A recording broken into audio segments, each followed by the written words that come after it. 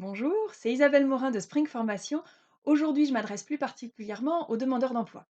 Pour les managers, je vous donne rendez-vous dans 15 jours pour une vidéo sur le management hybride ou dans un mois pour un webinar dont je vous mets les liens ci-dessous. Alors aujourd'hui, je m'adresse à vous, les demandeurs d'emploi. Soit des personnes en recherche d'emploi, comme mon groupe de la semaine dernière, soit peut-être des soignants, des pompiers, des personnes qui, dans la situation actuelle, sont amenées à revoir leur projet professionnel. Et dans la recherche d'emploi, il y a un incontournable qui est l'entretien de recrutement. Et cet entretien de recrutement, j'observe qu'il génère beaucoup de stress. Alors cet entretien, ça n'est ni un examen, ni un concours, ni un espace où on doit donner les bonnes réponses. Non, c'est juste un temps d'échange pour pouvoir se découvrir mutuellement. On a vraiment une démarche symétrique des deux côtés.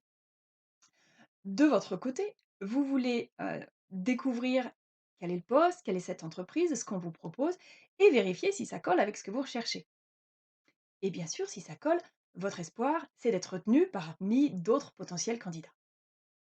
De la même manière, en face de vous, vous avez un recruteur qui vient vous rencontrer, découvrir qui vous êtes, ce que vous savez faire, voir si ça va correspondre au poste, voir si ça va correspondre aux équipes dans lesquelles vous allez être intégré, avec l'espoir également que si tout ça correspond, c'est lui que vous allez retenir parmi d'autres employeurs potentiels.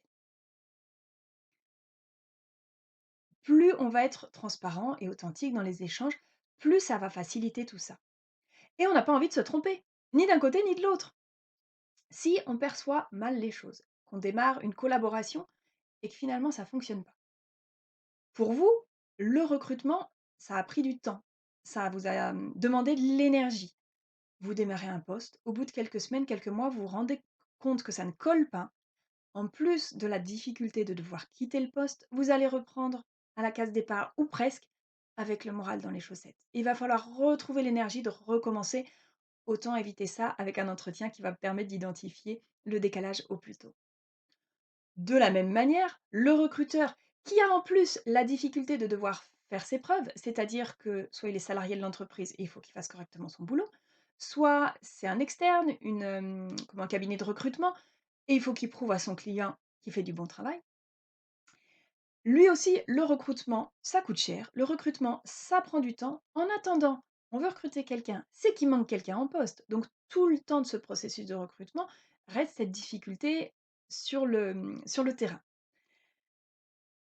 En plus donc de ce temps que ça prend, on a de manière similaire, s'il y a une erreur de recrutement, on va devoir, se séparer de la personne, recommencer à zéro le processus de recrutement avec à nouveau une perte de temps qui va s'ajouter et puis également une difficulté pour intégrer la nouvelle personne parce que les équipes, le manager n'aura peut-être pas le même entrain pour intégrer la personne suivante.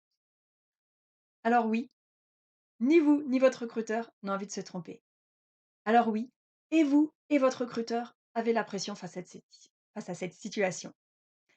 Alors s'il vous plaît, je vous invite lors de votre prochain entretien à rassurer votre recruteur, à prendre soin de lui et tout se passera bien.